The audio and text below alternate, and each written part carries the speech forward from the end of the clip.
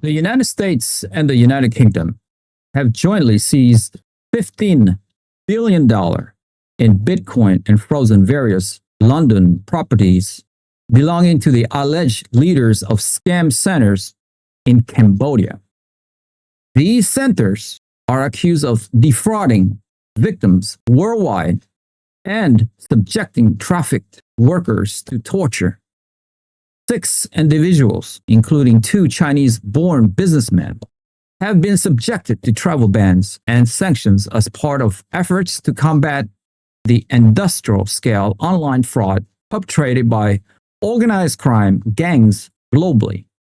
The U.S. Department of Justice announced the seizure of approximately 127,271 Bitcoin valued at $15 billion, identifying them as proceeds from fraud and money laundering, marking the largest forfeiture action in the department's history.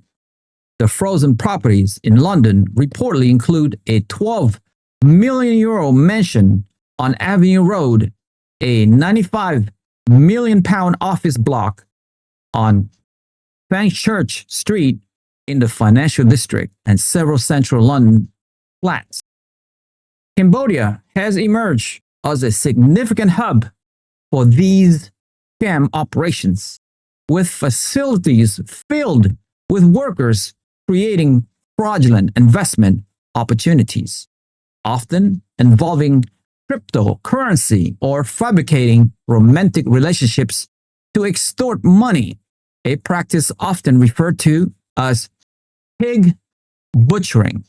Tragically, many individuals carrying out these scams are also victims themselves, frequently lured by promise of high-paying jobs only to find themselves enslaved in horrific conditions.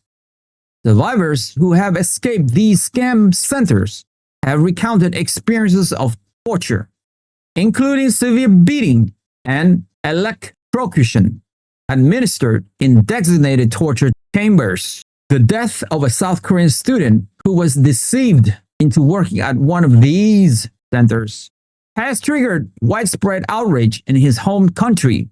Amnesty International has accused the Cambodian government of complicity in these scams and the torture of workers due to its inaction, leaving foreign governments with limited tools to effectively combat the leaders of these organized crime syndicates. However, over an 18-month investigation, the UK's Foreign Office and the US Office of Foreign Assets Control successfully identified several British assets linked to the alleged ringleaders. Among these alleged leaders is Chen Zhi, born in China in 1987, who chairs the Prince Group. Chen's rapid accumulation of wealth has reportedly granted him considerable political influence, including advisory roles to Cambodia's Prime Minister. Chen is also believed to have acquired citizenship in Cyprus and Vanuatu. A substantial portion of his wealth has been invested in the UK or held through companies registered in the British Virgin Islands, a British overseas territory. The London mansion, reportedly purchased by Chen in 2019, features marble floors, walnut paneled walls, 7 bedrooms along with 3-4 staff, a cinema, a gym, a swimming pool, and an underground garage equipped with a car lift. According to marketing materials, the U.S. Justice Department detailed that Chen and his associates utilized their illicit earnings to acquire luxury items such as watches, yachts, private jets, holiday homes, high-end collectibles, and rare artwork, including a Picasso painting bought through a New York City auction house. The Prince Group, which also operates casinos, property developments, and a commercial bank, is among the entities affected by the sanctions, which will effectively cut them off from the financial systems of the US, UK, and numerous allied nations.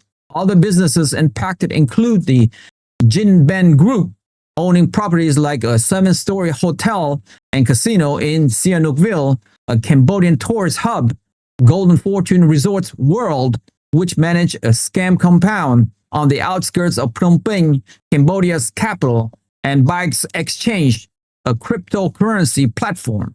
Reports from Radio Free Asia indicate that workers at the Golden Fortune Science and Technology Park are compelled to conduct cyber scams behind 3-meter-high walls topped with barbed wire and face severe beating if they attempt to escape. Yvette Cooper, the UK Foreign Secretary, stated the mastermind behind these horrific scam centers are ruining the lives of vulnerable people and buying up London homes to store their money. Together with our US allies, we are taking decisive action to combat the growing transnational threat posed by this network upholding human rights, protecting British nationals, and keeping dirty money off our street. These sanctions were implemented in coordination with US sanctions. If you have made it this far, congratulations, you have unlocked the truth. I want to ask you a quick question though. Given the massive international crackdown on Cambodia-based scam centers, including the seizure of $15 billion in Bitcoin and frozen London properties, and considering the alleged complicity of local authorities, what more do you believe international bodies and governments need to do to effectively dismantle these vast cybercrime networks, protect vulnerable victims from human trafficking and torture, and hold the true mastermind accountable on a global scale? And why? Join the debate. We want to hear your insightful opinion on where this is all heading in our community. Share your thoughts in the comments below. Like the video, hit the notification bell, and most importantly, subscribe. I'll see you guys in the next one.